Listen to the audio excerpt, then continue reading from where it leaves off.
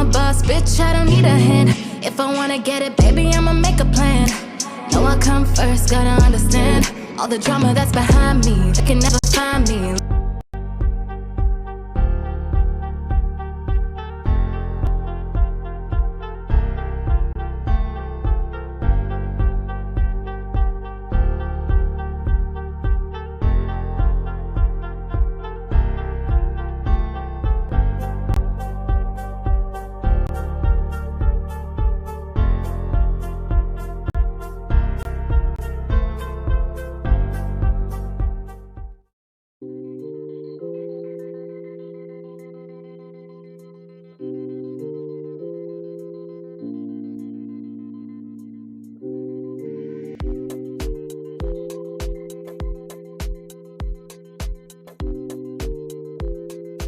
Hello you guys, and welcome to my channel, Talk to Me Podcast 100. Tonight is our first live stream, you guys, and I'm happy and honored to share with you guys our next guest that we have here. And I want to bring her on and let you guys, one moment, meet wonderful Empress Fox. How are you doing tonight? I am well. Thank you for having me. You're welcome. It's a pleasure to have you. I do want to let everyone who does not know, this is a woman who is breaking out of the shadows and standing in the front line, not just for justice, but to be a voice of reasoning. Now, I do have my screen off, you guys, because I want full focus on my guests. I want their words to be, yes, I did, to be received. So you guys, not only are we going to get into the things about the protests and the YSL, we're also going to dive into her life and accomplishments and her future goals and plans. I was so intrigued at how much success she has achieved and put dedication to. It's crazy. So give a warm welcome and W's in the chat again, you guys, for Empress Fox, the Empress Fox. You're making me nervous. No, don't be. So again, this is my channel, Talk Me Podcast, and it's a diverse channel. It's not boxed into one thing. I have different things on this channel, but you were such a top focus on me getting onto my channel, because when you led that protest, I was scrolling through my little YouTube in the morning time, and it popped up. And I was like, oh my God, let me go to it. So I think it was under the Black Law Student page on YouTube. So when I seen it, I was so happy, because when I tell you I'm in the law and crime chats, I'm in Cat Not Williams chat, Nick Starro, lead attorney. So I'm in all of those chats, and I'm like, where's the protesting? Like, I understand people were very nervous probably about doing it or trying to organize it, not trying to bring nothing else that could be negative towards the Young Thug's case. But you organized it so well, so peaceful, and I again want to give you your amends and props for that. Thank you so much. And for those who, I want to show a few clips from that protest. So now it's not going to be the whole protest. It's going to be a few clips in the audio of your speech that I picked out a few of them. You got that speech? I did. Awesome. I really did my research. All right, so let's get into this. Thank you for having me. You're welcome. And thank you all for standing with us today in this fight for justice. Today, we gather at this courthouse to share concerns about prosecutorial misconduct that has tainted this high-profile RICO trial, known to many as YSL, that has been riddled with chaos and countless mistakes. Today, we are here to say enough is enough and encourage the community to join in our fight and making sure Fulton County holds themselves accountable. It says in Matthew 18:19 through 20, again I say to you, that if two of you agree on earth concerning anything that they ask, it will be done for them by my Father in heaven. For where two or three are gathered together in my name, I am there in the midst of them. So let's stand together and let our voices be heard. We are asking for the community and beyond together to hold those in these high places accountable today and every day day moving forward. So let's talk numbers. Marquavius Huey, Diamante Kendrick, Carmarvavius Nichols, Mr. Nichols, I apologize, Rodelius Ryan, Shannon Stillwell, and Jeffrey Williams. 900 days. Today has been 900 days since Jeffrey Williams has been locked up with no bond. For almost 3 years, they have been held in custody and denied. 2 known ex parte meetings, one which included the prosecutors, sworn-in witness, and the judge. This ex parte that included 2 prosecutors and 1 sworn-in witness is exactly what led to the recusal of Judge Uriel Glanville. This is not just a breach of protocol, it is an assault on the fairness that our courts are supposed to uphold. One co-defendant, Antonio Sledge, whose bond was revoked and he was sentenced to 5 years in prison with 27 years on probation to follow. 49 mistrial motions and approximately 22 curative instructions to the jury. Is this what justice is supposed to look like? In that heart alive, we are the pulse of accountability, transparency, and justice. Together, we are the force that will restore health to a justice system weakened by corruption. We are the heart of change, and we will keep pushing loudly and relentlessly against the justice it serves. Thank you, God, for standing strong with us. Together, we continue to fight for what is right. Free YSL. Free YSL.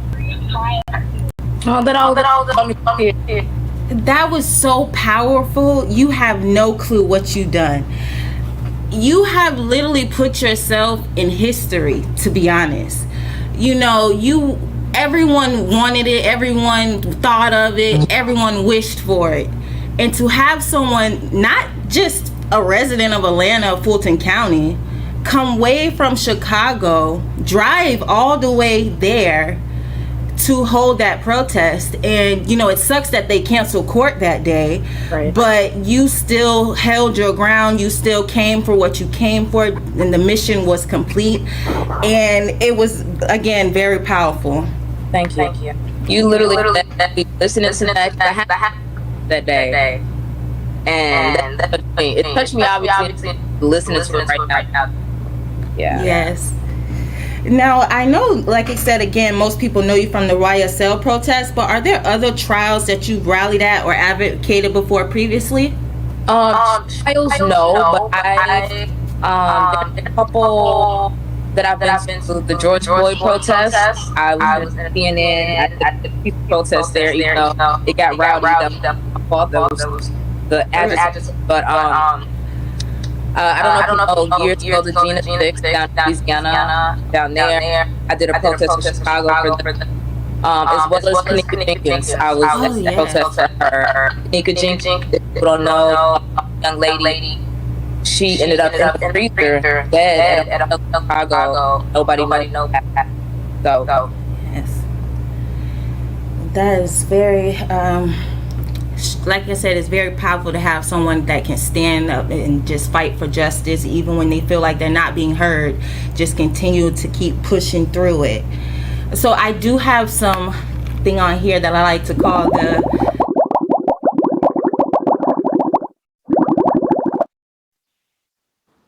here, just to break the ice of starting. The first one is going to be, where does the name Empress Fox come from? Okay. Well, about 16 years, people in the entertainment Fox or Miss.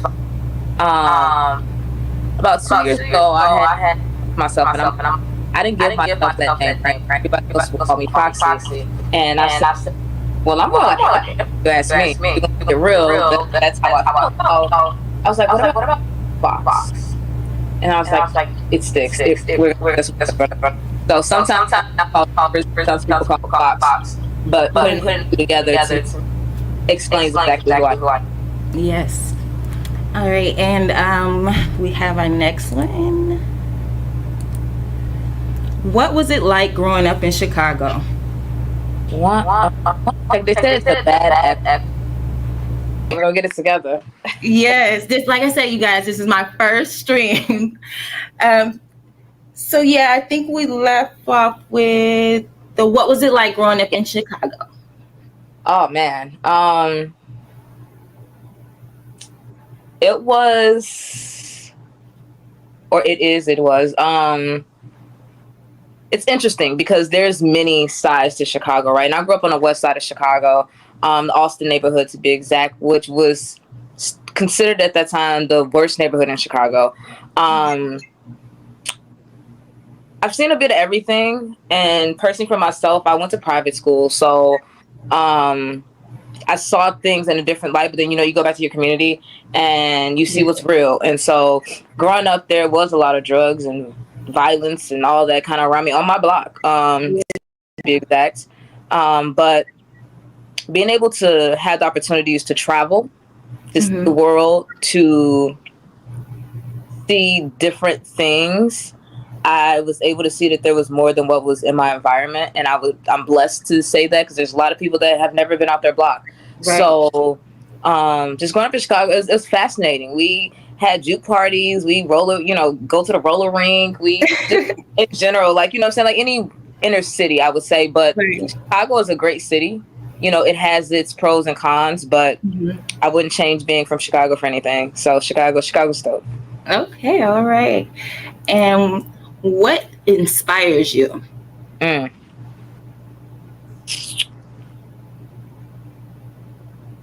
Quite a few things. One, making sure that my children can look up and be proud of me and say, that's my mama. So that inspires me to try to be the best I can be. I'm inspired by other people and their stories. And I'm just inspired by life in general. I know this sounds very cliche, but it's very real, because I love talking to people. I love hearing people's stories. So that inspires me to know that each person I talk to is going to have a different story. And being able just to see how humans work, that's what inspires me, to be honest.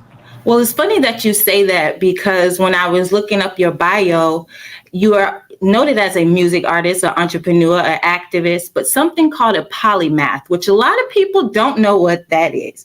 So I'm going to pull that up on the screen and let you guys see. A polymath is a person who has a broad range of knowledge across many different subjects and is known for the ability to use that knowledge to solve problems.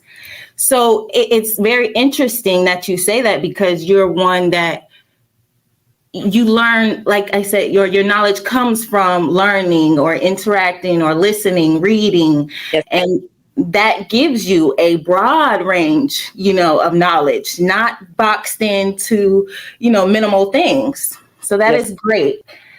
All right. And then Thank you for mentioning that. A lot of people don't ask about it. It's kind of just like brushed over. So I appreciate it.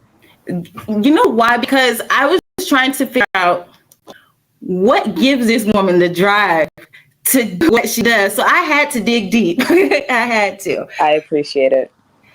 All right, now getting into the YSL trial with a few quick questions on that. Now, when you did the protest, there was a lot of people in the chat, and not just the chat, that was even there with you, that were coming up with different hashtags to give you to say. And some were so great and funny. I mean, it was hilarious. But what was your favorite hashtag from the protest? Hashtag Fire Funny. Yeah. Sure. That is my favorite hashtag, because without her, there would have been no Rico. There would none of this other stuff. So she's the main component to that. So that was my favorite hashtag, I would say, being honest. But outside of that, the free YSL, because a lot of people originally were asking me, why didn't I say everybody? And I feel like saying free YSL is saying everybody. That's right. Yes. And it's crazy because the protest happened right when they were having, early voting and people walking by. Yes. It's crazy. The timing.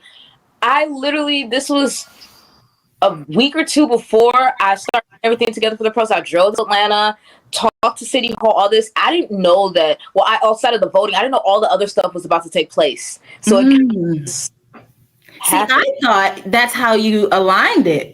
In my mind, that's how I thought. Oh, see, look how God works. Exactly. No, not at all. I didn't know that there was going to be a mistrial. I didn't know that, they were talking about plea deals. None of that was even in the works when I drove there a week prior to that happening. Wow.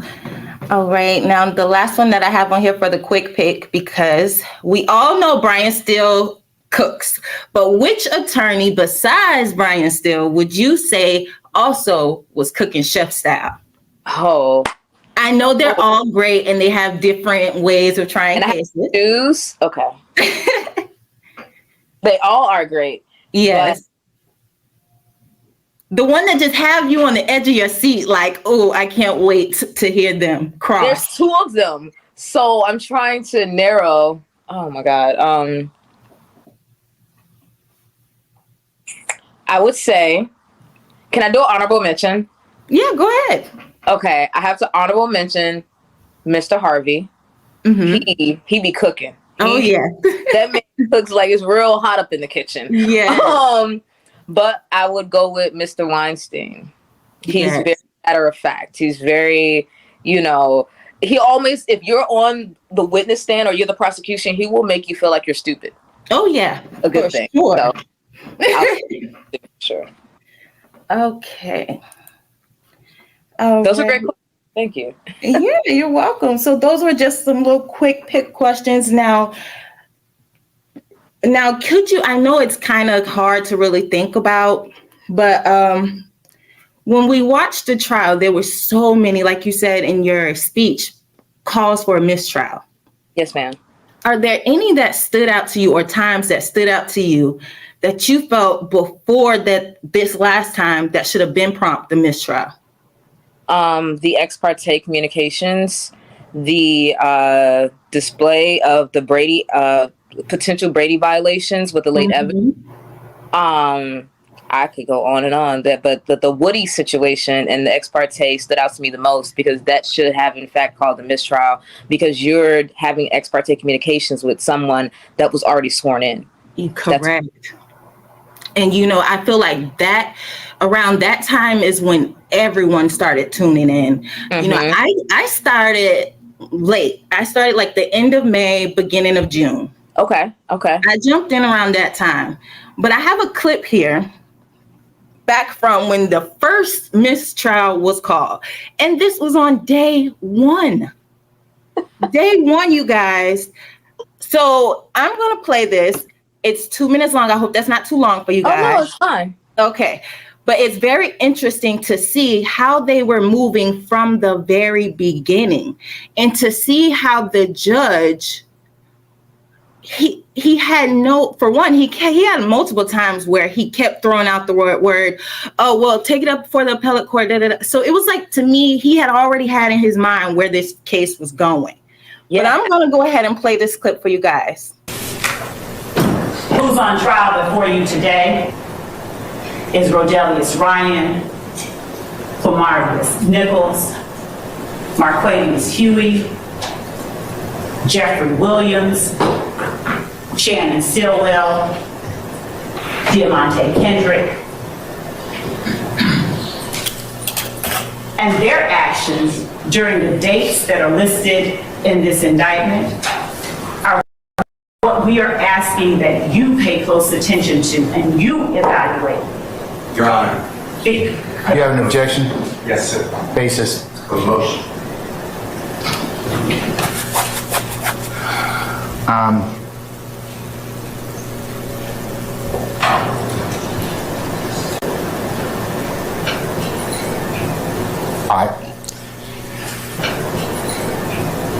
right. Ladies and gentlemen, this is one of our breaks. I'm going to need to probably ask you to retire to your headquarters at your deliberation room. Good morning again, Your Honor.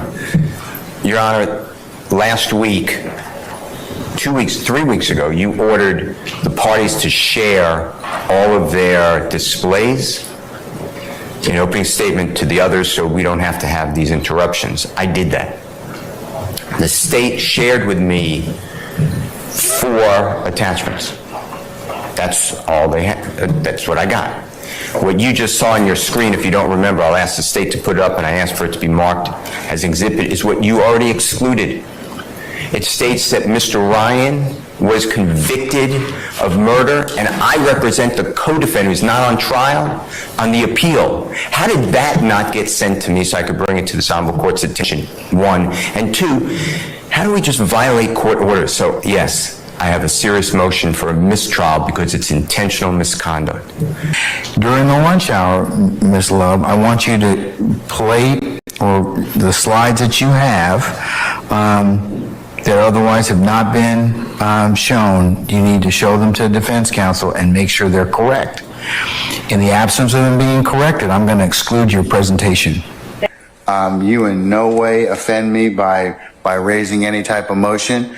I think you're doing I think that you and the others here are representing your clients well, but sir, I have to be able to control these proceedings. And you at times in these proceedings have not listened to what the court's told you, and I certainly could have explored other options. I didn't. So, I'll tell you that much. Just horrible. Oh, Just horrible. Like, I just got chills. yes. Because, watching that, it felt like they had no hope. And to hear Thug at the end tell Judge Whitaker, you was the best thing to have. Of course, he knows his lawyers, but as far as trying the case, for her to come on there so she can be a referee, even though at times I didn't feel that way. But hey, I can understand it was still a lot better than what Glanville was holding them to. I agree. She was a little less biased, but yes. All right. So my next one is, because there's a lot of different ways that you can look at it. So do you feel that this case is for a political gain or a case where the state was truly relying on their investigators' intel and believed at heart that these men were really guilty or are guilty? I say a little bit of both. I know for a fact 100% is a political move. But I don't know if you know more about the case, the fact that there were other prosecutors on the case before Love and Hilton got on the case. Yes. But then they left and supposedly they took things with them. So I feel like in their mind, with their way they put the game together and all the different pieces, they felt like, or they feel like they have a solid case with the evidence that they have, though the evidence is circumstantial based on what Whitaker has said. I believe that if they could try the case the way they wanted to, then they would have a case, but they don't know how to do this by law. So that's why their case is falling apart. Right. Now, I have a question, because maybe you can answer it for me. Because like I said, I'm not a law student. I'm just a watcher and viewer that has been tuned in by the injustice and all of this, going on. So my question is, Fani Willis to be before she was a defense attorney a while when she first started, and her client that she had. I cannot remember his name at the moment. Mondo, yes. Now, he is a so-called affiliate with YSL, if not one of the founders. He's the co-founder. Yes. So I understand the conflict as to why he may not, because that was someone she represented back then. But to me, it seems like she used all the knowledge she had from being his attorney, used that and tried to turn around and lock these boys up. And then not only that, when you look at Wyeth and Lucci, and you look at all of the If Gang things that they had going on, and you wonder, this letter or this recommendation that she sends to the Supreme Court or whoever to help release him early, and you listen to this, and it's like, for one, I haven't seen any evidence really as far as this YSL trial. I'm not talking about the overacts really, but as far as evidence as anything that they have going on, besides, I'm looking at Lucci, and he's on camera pushing someone out of their vehicle that is deceased after a drive-by shooting, and you're writing a letter for recommendation to have him early termed. when these other guys here, you don't have really anything on them, but you're trying to give them 40, 60 plus years. So I'm like really trying to figure out, was this just a case of personal, like attack? Like what really Absolutely. was the motive? The motive, I don't think that we'll ever know the actual motive, right? That Fonnie will never come out and say, right? Right. But it was personal. Allegedly, I feel from everything that we've heard over the past year, and things that was known prior, like her being Mondo's lawyer, and them not being on this. None of the co-founders are even. Woody's not on the trial. Nobody that I felt should have been on trial was on trial. But I don't want to say okay, so the rumor has it, Right. that she was close friends with someone that was unalive during this case, and that she told their family that she would get justice, right? Just like she told quite a few people that were on the stand, but she let their perpetrators walk free. So for me, I feel it's political. I feel it's personal. I feel like this was never about justice. Because if it was about justice, there's a lot of things that would have been done differently, right? The fact that they kept talking about this big fish, and obviously that was before Fonnie, right? But Paul Howard didn't want to push the case because he said that Woody was not credible. So just looking at a lot of things, I wondered to myself as well, why when she came in, after a lot of these gentlemen have already been in jail, done their time, or the convictions got overturned, why now? Even though this was 2 years ago, why now? But then I look at it and I see all the other RICOs that she came in and decided to put on. You got the teachers, you got Cop City, it's a couple others as well, but she came with an agenda. And even though the first prosecutors left off this case before Hilton and them, I felt like she pushed this case knowing that they took things and this, that, and the third, where Love and Hilton couldn't try this case the way they wanted to, or needed to. So I just feel like this case in general should be dismissed, and I've said this since the beginning. And when I say dismissed, I don't mean mistrial. I don't mean guilty or not guilty. I mean dismissed, because you can't try a case this way. And when you have other attorneys, prosecutors, judges all across the country, across the world, saying the same thing, that's a problem, because it's almost like, okay, because we said it's Georgia, right? So it's almost like we're watching a modern day lynching where everybody's like, hey, that's not right, and they're like, oh well, we're gonna do it anyway. Yep, exactly. It's just so sad. It's so sad that they're playing with these men's lives like this, all for a political gain or whatever reason that they have. Paige, what did she say, 2 weeks ago or a week and a half ago, when she said, okay, we take that up later because I have to go to lunch with somebody. And I was like, excuse me? I was my favorite word, I was flabbergasted. I was just done for. I didn't quite understand. I mean, if that's what she had to do, great, but that's not how or what you say in the midst of a case. We're talking about lives being on the line. Even all of the laughing and smiling they were doing, even down to the ending when I think it was Nichols that was taking his plea, and Hilton started smiling or laughing like, ma'am, sorry, this is not a laughing, funny matter at all. So I know I know we're going to be ending shortly, but Courtney Kramer appeared at the Friday, October 25th protest that you had hosted. When she spoke, what did you feel about her speech and her stance on winning as lead attorney? District attorney, should I say? Personally and professionally, I feel what she said made sense. I personally have been advocating, in a sense, in the smallest way, but advocating for her to be DA, right? Right. She's talking about transparency. She's talking about accountability. She's talking about putting money into the programs to Yes. divert people so that they don't end up in jail or in her office. I respect what she's doing. And I feel like, yes, she's young. Yes, she's a Republican. And yes, she's white, because those are the three things that a lot of people pushed back on when I spoke to them about her.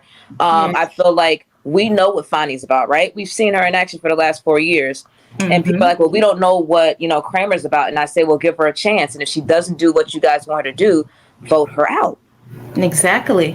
It's really just that simple, because the money that Fonny is getting, she's not putting that back into Fulton County the way she should. We have these organizations that are uplifting, running and hiding it at the church.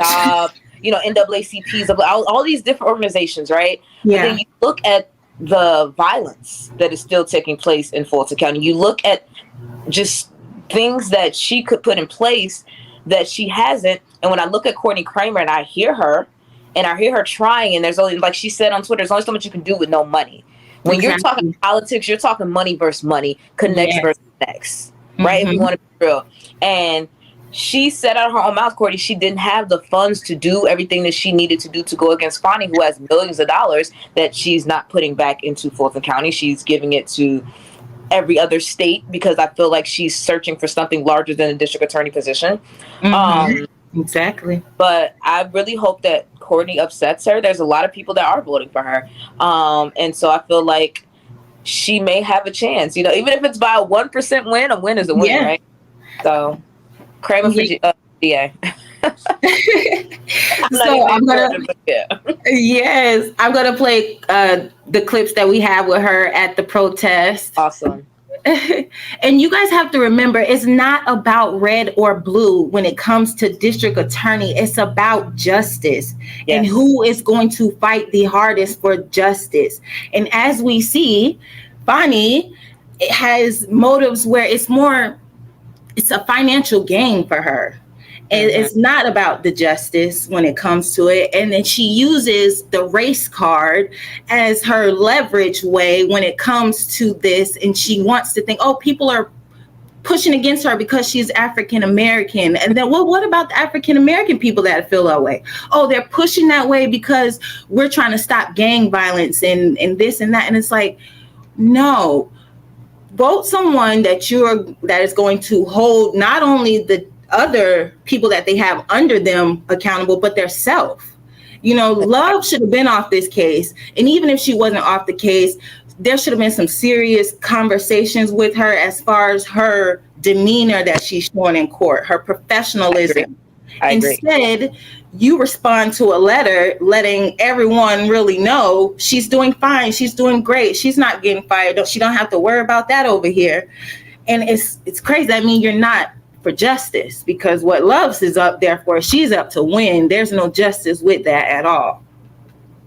I agree. So now it brings us to the breakdown of rap lyrics, and what does that do for the people who are ghostwriters or those who write music according to their audience that might not quite align with their real life or reality? Like, what is your take on that? As a music artist, is that there's quite a few levels to that, but I will make it short and simple. Art should never be on trial in any form or fashion, whether it's music, whether it's painting, whether it's TV, whatever. I don't think that it should ever be on trial, because when you spoke about ghostwriters, right? At no point in time during this trial did we ever hear the prosecutor speak about ghostwriters or writers at all. It was just about, these are the lyrics, right? And just think about when Thug did his plea and Love was reading off what she claimed was Young Thug's lyrics, when half of the lyrics was not even Jeffrey's lyrics. Yes. So when you look at things like that, like songs that he didn't even make, right? I feel that if you don't ask the person what they meant, which I haven't seen in this case or YNW Melly case or any other case that have used lyrics on, they don't ask that, right? So you can't interpret what my lyrics mean, or you can't interpret what my songs mean, and that alone should be a reason why lyrics should never be brought up in trial. it puts music in general, not just rap, but it's putting music in general under a microscope, because people are then asking about other different genres, right? So now it's like, okay, if you're going to do rap, you got to do country, you got to do rock, you got to do alternative. And it just opens up the door for a bunch of nonsense that we can't take care of shit that excuse my cursing. We can't take care of things that matter in this country as what we already have. Now we're going to add lyrics to something else that we have to worry about. Right. Crazy. It's crazy. You ask me, that goes hand in hand with writers for movies and plays. It's like, those are all things, you know, if they write a story based and for someone to be a killer or to unalive someone, should I say, on here. How does that work? That to me, it doesn't make sense, because they're going off their own free thinking. It may not be real. It may not be something, like I said before, that can align with them. It may be something that you feel like, oh, I can't rap this song because of my voice. It may not sound right for me, but I can write this song and give it to such and such because I feel like their voice can carry it out better. And it's not even their words. So I do hate that they're doing that. They also have something. What was the act? I heard a lady. Called the Rap Act, RAP, the Rap Act, and it's not just for rap lyrics. It's called. I can't think of the acronym, but it's in general, so that lyrics can't be on trial. So I really hope that people push and learn about it. I definitely plan to talk more about it on my channel and talk about it just in real life to different people. Because that matters, right? And that bill is not yet fully passed. It's in Congress, if I'm not mistaken. So I just hope that people pay attention to things that are going on, not just in their community, but around the country, because you never know what your voice, your influence can do. I see a lot of people often saying, even in this chat, they're asking, well, what am I doing in my community, right? So I live in Chicago, a city with millions and millions of people and millions of organizations. And yes, Chicago is very corrupt, right? But when I look at Atlanta, it's not as big as Chicago, right? It's not as big as Los Angeles. It's not as big as New York City. These are some of the places that I've lived before. And I see that actively when I search and things like that, there are organizations out there trying to do things, but most of the organizations want to keep things the same, kind of the way they are. And so for me going to Atlanta, I feel like I went to help what wasn't being helped out. You see what I'm saying? Right. How can I explain? It's like going into a small town and saying, okay, well, I see that this is wrong. I see nobody's talking about it, so I'm going to talk about it.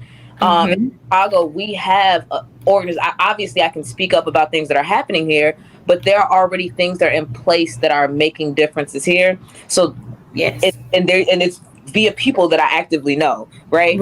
So I'm going to step on people's toes because I want to rah. So going to Atlanta, because I was watching this case like everybody else, and all of us were talking about, oh, this should be a protest, but nobody was doing anything. Yes, exactly. And so I chose to do. So when people ask me, well, why aren't I in Chicago doing this, that, and third? There are people here doing that. They're good. There are changes that are happening here. We're one of the most corrupt cities in the country, you know, so I will eventually get back to my roots here. But right now I'm helping in Atlanta. And then in 2 months, I might be helping in Florida or California. So I understand people questioning my why, but my why is because people need help. And it's just as simple as that. And that's very true. And, you know, what I want you to remember, too, because like you said before, people are going to be, oh, why is YSL the main focus point right now when everything is going on everywhere else? That's very much true. But what is everyone paying attention to right now? Exactly. So I get it that things are happening underneath as well.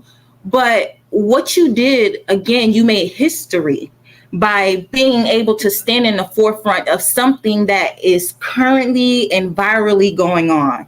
So even if you're not attending to things that are locally going on, like you said before, there's plenty of people doing it. And there's a lot of... And I know those people. So I'm not going to go jump over what they're doing. I obviously help in certain capacity. I'm a creative. So I'm a graphic designer and photographer. So my help a lot of times isn't in the front. My help is in the back. Exactly. So you really will see me, but trust me, generally I'm with a lot of things going on. Let's just say that. Yes.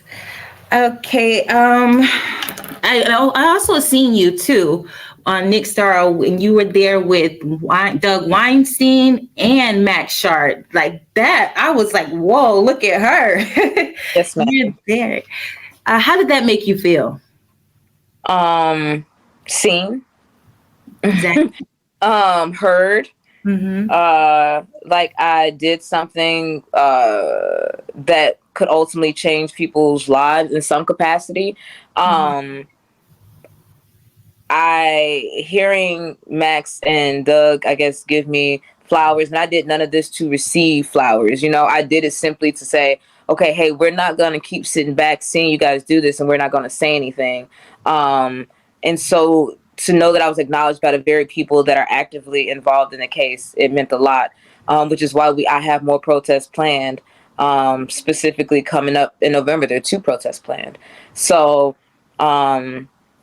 Yeah, I just feel like I'm going to keep going. And we have 2 more to get out here and then working into Fremont and working to get Lil Rod better counsel for his appeal. So it doesn't just stop there. And I shouldn't respond to it, but can I respond to a comment that's in your No, go chat? ahead. Go ahead. Somebody said, I don't agree, Empress. There are many advocates for change in Atlanta advocating extends further than protesting.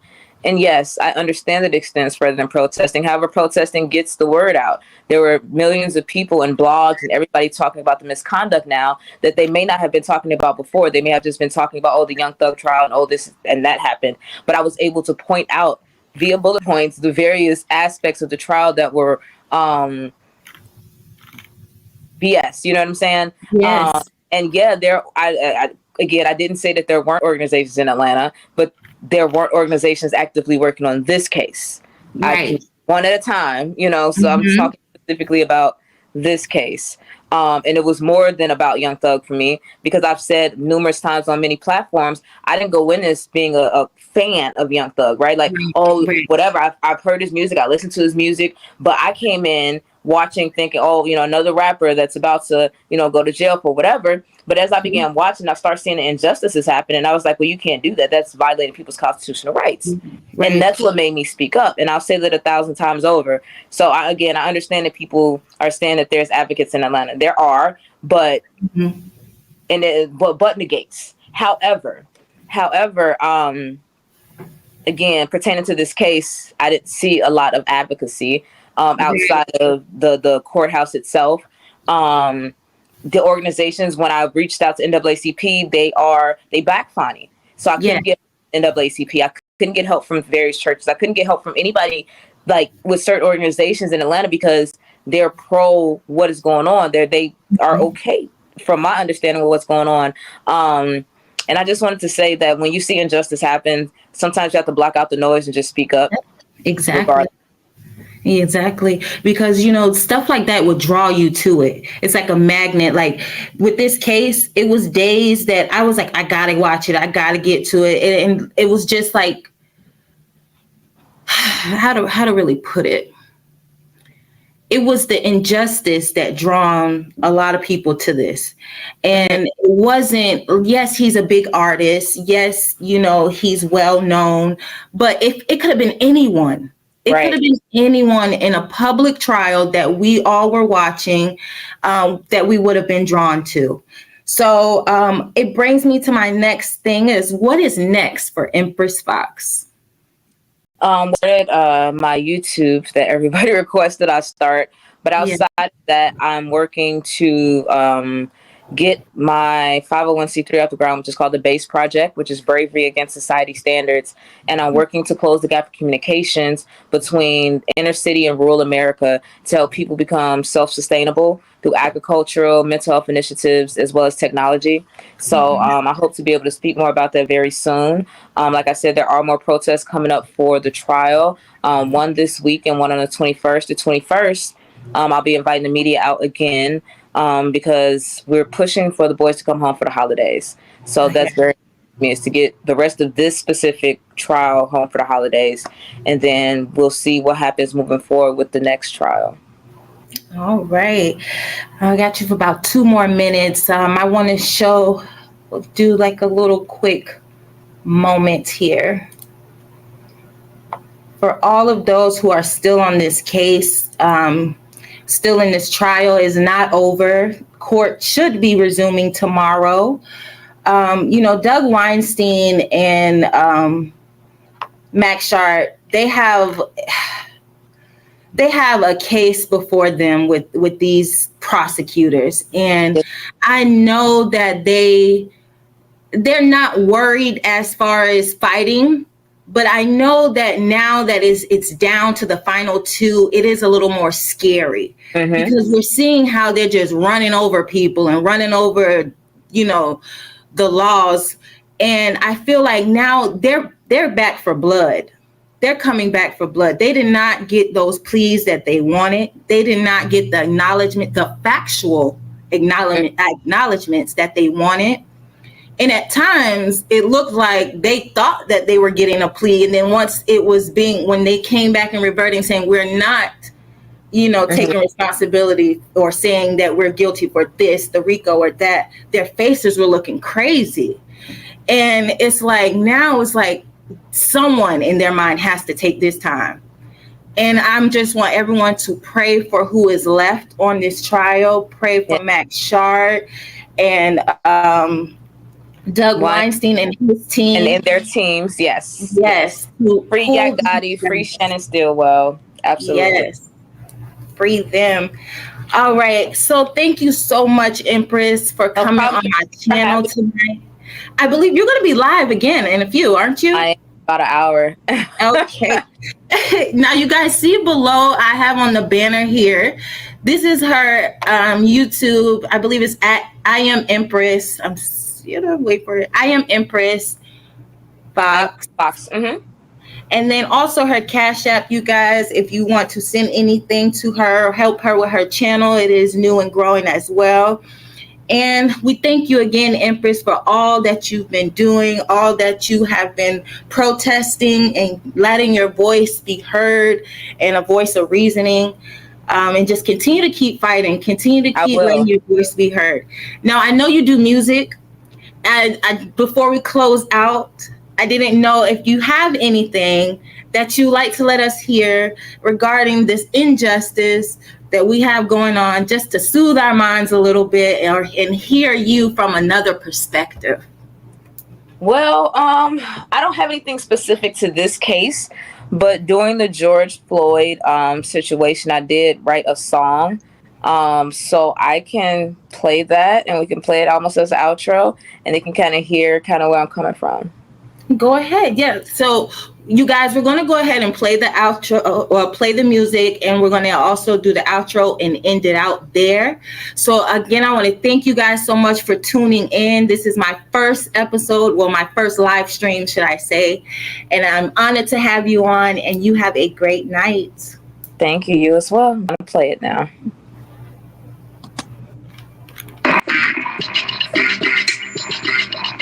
And remember George Floyd and every other man that lost their lives at the hands of a blue-collar man. P&L classified, keep secrets classified, Trump in a bunker cause the devil know it's all lies. Said that the Repost wouldn't be televised. Looked at my phone, it was all lies. Niggas killing niggas. And what about blue guys? Ancestors said that it's time to rise. Fuck, here we go, it's televised. Government telling lies, please be advised. If your heart hurts, it's the shit in the sky. 60 hertz, chemtrails, and 5G are not lies. Hear from a queen, y'all are not God. Black lives matter cause we love God. Trump said we lose, so they shoot. Now we bust back and take our inclusion. You took our leaders, we take your king. We lit shit on fight, fuck, yeah, let freedom reign. Yeah, let freedom reign. Yeah, let freedom reign. There we go. Wrong royal is a superpower. 2020 taking all the sours. Yeah, that's a black guy. He doesn't live here. Oh, that's Karen. She has a big fear. Calls 911. It drops a few tears. For lying on my brothers, they get hella years. But time is up. We ain't taking no more. I think this time we simply settle the score. Let's settle the score. Let's settle the score. Yeah. Let's settle the score. So yeah, that's just a little something. W in the chat, you guys. W in the chat. You are amazing, Empress, and very diverse. Very diverse. All right. So you guys tune into I Am Empress Fox on YouTube. She's about to go live again, you guys. Have a good night. Thank you, Empress. No problem. Thank you for having me. Bye.